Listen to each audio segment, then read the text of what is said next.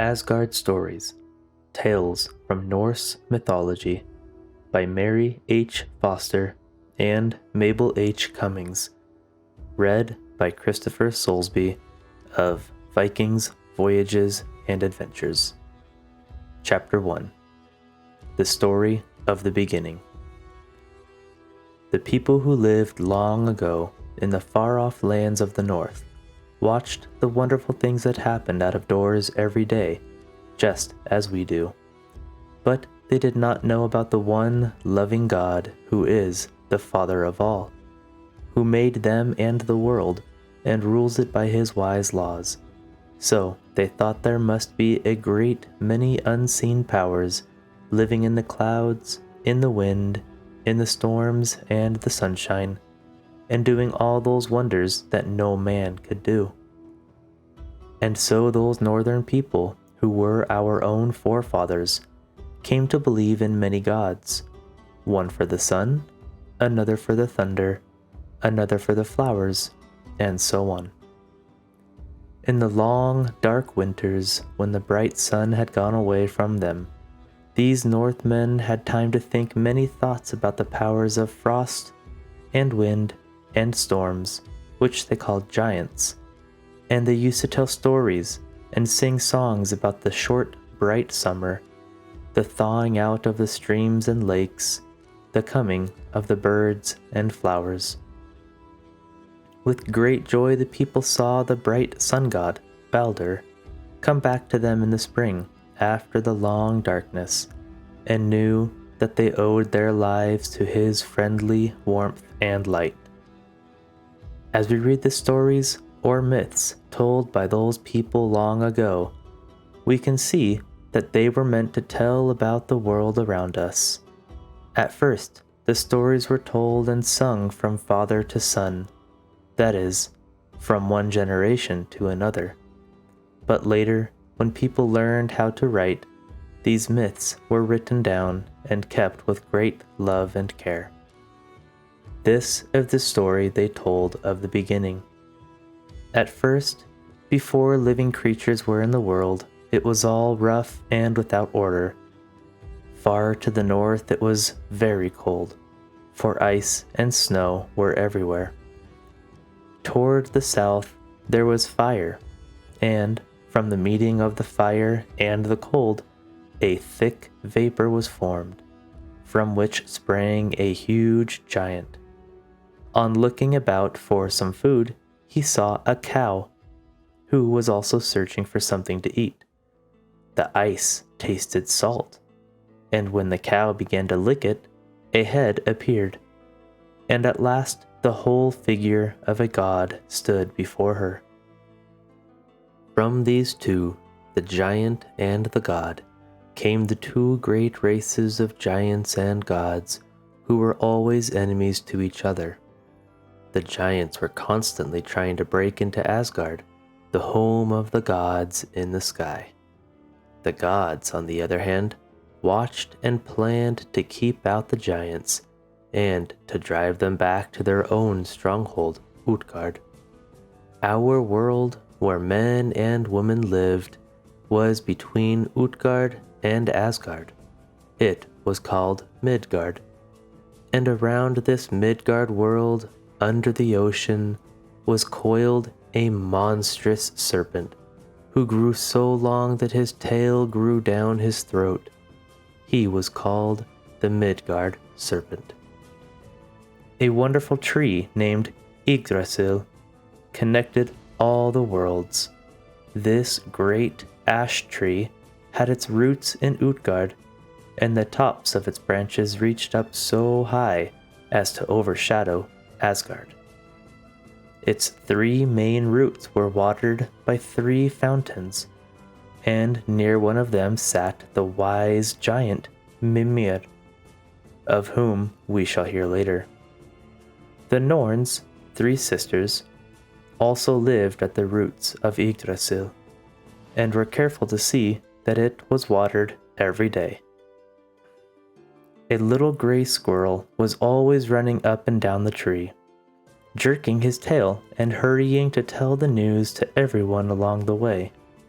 He was so anxious to be the first one to carry the news that many times he brought trouble to himself and to others, because he was not always careful to tell a story just as he had heard it. And often, everyone would have been happier if the squirrel had kept the story quite to himself. The gods and goddesses all together were called the Aesir, and the chief and father of them all was Odin. His lofty throne rose high in the midst of Asgard, the sacred city, which the gods had built for their beautiful home.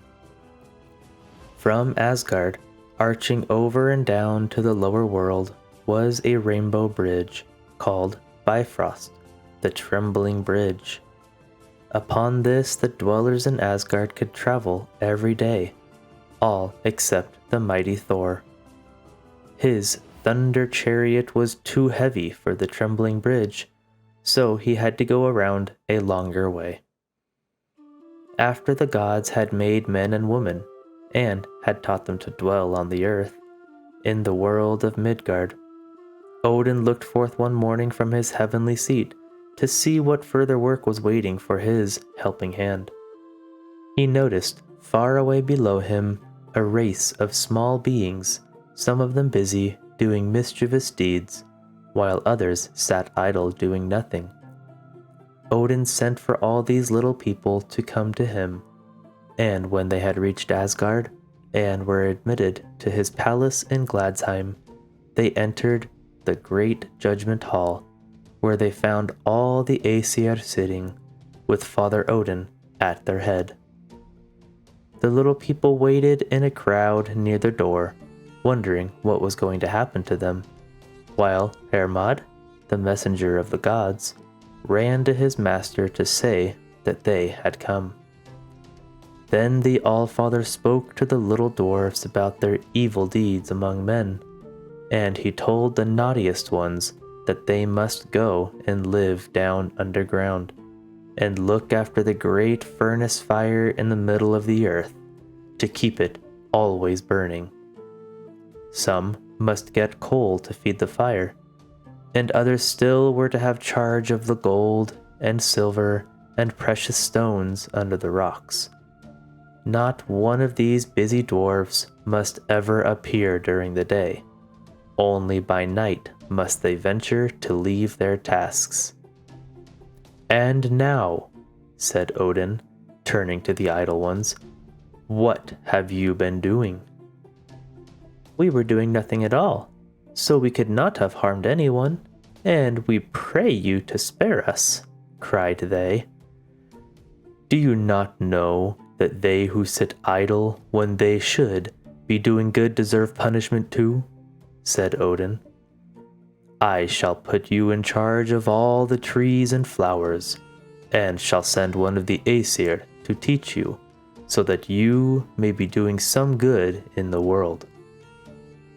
Then the little elves went to work among the flowers, and Frey, the bright god of summer and sunshine, was a kind master to them.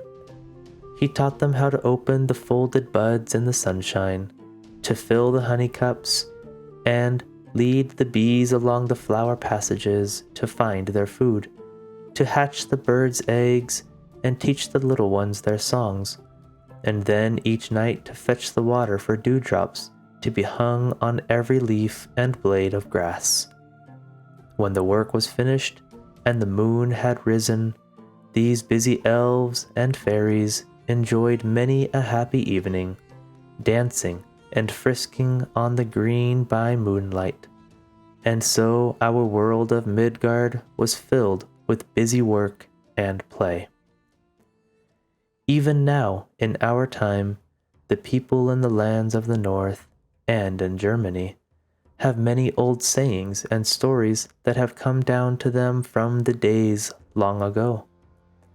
There is a beautiful white flower in the north, which is called Baldur's Brow, because it is so pure and bright, like the face of the dear sun god Baldur.